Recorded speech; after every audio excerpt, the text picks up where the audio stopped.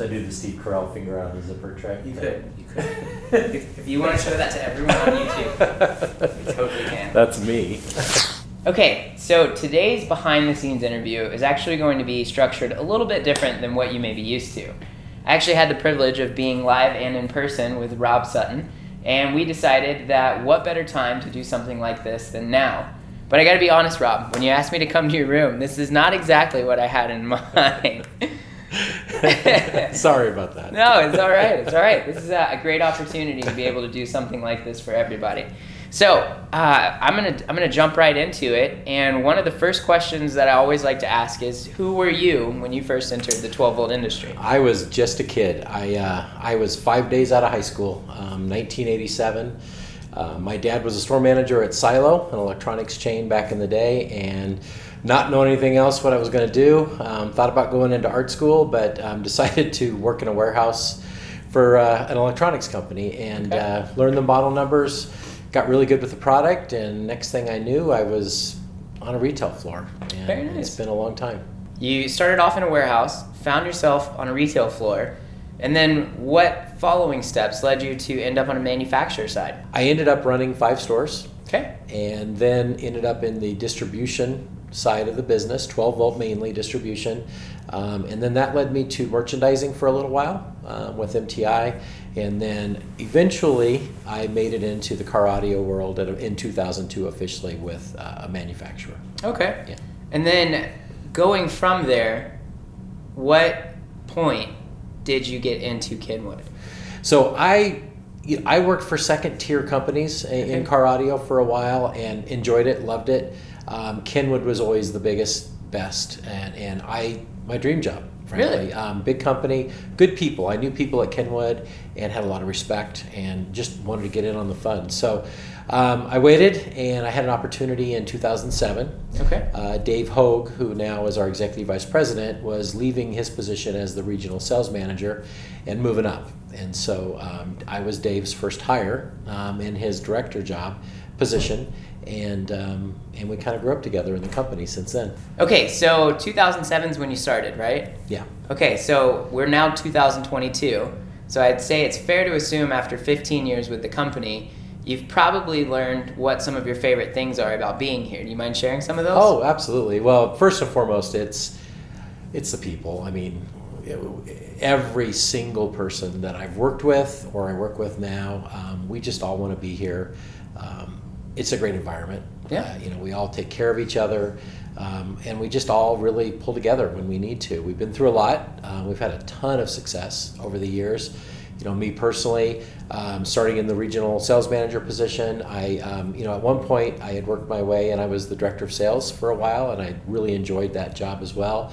But have now kind of moved back into a regional role by choice, and we just got better. I mean, it's hard to, people have come and have gone, but we just keep finding the right people, that just kind of fit. So when I call Rob Sutton on a Friday night or a Saturday, what is Rob Sutton more than likely going to be doing? Oh, I stay busy.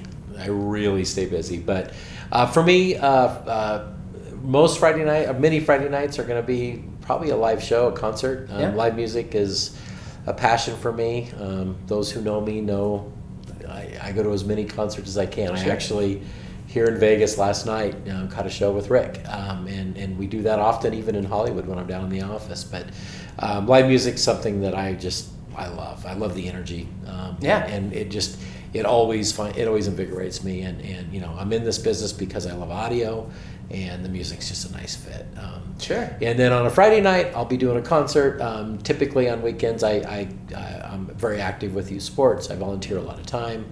I'm the vice president of the Little League, Cool. and I run a basketball program for kids K through 8. So my Saturdays are full with basketball I right would now. say, yeah. And then very soon, in a couple of weeks, I'll be picking up baseball and coaching and working with kids. I did it for my son, who's now in college, but now I'm coaching other people's kids and just staying connected with community. So that's a big deal for me. One thing I want to ask before we leave is just give you an opportunity to share anything that you may want to share with people from this platform.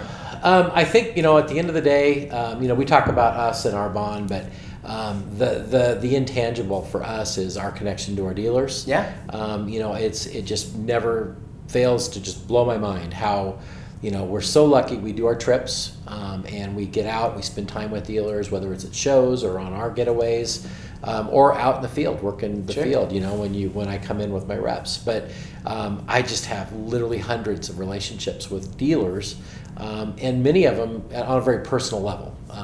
So I think the biggest thing that people, I guess, should know is, we really do care. We really live we live the business, and we live like you guys do through car audio, but there's so much more to it. Sure, and I can see that myself when we go to these shows. I mean, seeing how all of you interact with your dealers, it shows that they're more than just an account, right? Yeah. It's a friend, it's somebody that you stay in touch with and communicate. I hear it throughout these shows all the time. How the wife, what's going on with this particular situation? It's cool to see that. It's almost like this job gives me the ability to just maintain those relationships in a way, right? Yeah. Because more of my focus and energy really goes to that than really the down and dirty. The numbers. Yeah, exactly. Yeah. And that's the best part of this job for me. Awesome. Yeah. Well, like I said, I know we still both have a lot that we've got to get done. Yeah. So I don't want to take up too much more time, but I do want to say thanks for making the time. I mean, we're out of town working an event right now, and you actually reminded me to find the time to do this. So I appreciate that, and thank you. It's important. Awesome. All right. Take care, everybody. Thank you. Kenwood.